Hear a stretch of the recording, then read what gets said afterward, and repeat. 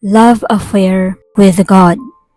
Ang sabi sa Hebrews 13 verse 8, kung sino si Jesucristo noon, ay siya rin ngayon at magpakailanman.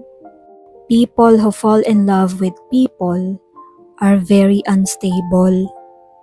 Dahil inilalagak nila ang puso nila sa kamay ng tao na hindi rin kayang hawakan ang sariling puso. Pag mahal mo ang isang tao, nadadagdagan ng iyong pangamba. Nangangamba kang siya ay mapahamak o kaya ay mawala. Habang dumarami ang ating minamahal na tao, bumibigat ang ating dalahin. Oo nga't nakakatanggap din naman tayo ng pagmamahal, nasusuklian din yon, pero ang pag-ibig outside of God's hand is a burden. Marami sa inyo ang magpapatotoo niyan. Pag nakakita ka ng isang taong kay dilim-dilim ng mukha, maaring tinakasan na naman ng nobyo o nobya yan. Binibigyan tayo ng Panginoon ng kapasidad na magmahalan sa isa't isa.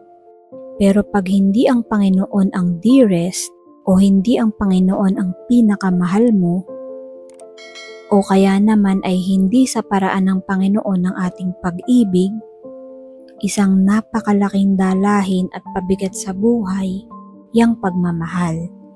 Pero kapag ang Panginoon ang ating pinakamamahal, He gives us stability. Dahil siya ay the same yesterday, today, and tomorrow. Nakakatiyak tayo na walang pagbabago. Hindi ba't ang napakalaking pangamba ng tao kung mayroon siyang minamahal ay yung baka magbago siya at hindi ka na niya mahalin.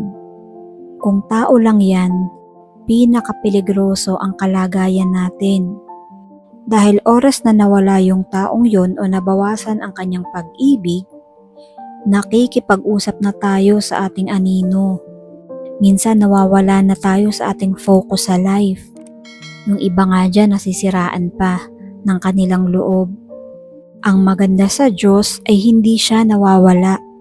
If there is something we have to learn o kaya ay relearn, ito ay yung makadevelop ng isang love relationship sa Panginoon. Dahil ang Panginoon, kahit anong mangyari, mahal niya tayo. Pero kapag tayo ay nagkakamali, pinapalo din kasi kasama yun sa pagmamahal. Kaya wag nating i-focus ang ating pagmamahal sa tao lang. Wag natin silang gawing number one. Dapat ang number one natin ay ang Panginoon. Kapag ang Panginoon ang ating number one, pwede na tayong magmahal ng kahit na sino, na hindi tayo matitibag kahit iwanan nila tayo. Because ang Panginoon, si Jesus Christ, ang number one sa ating buhay, sa ating puso.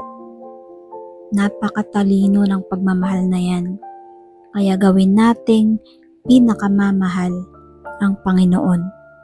God bless us all.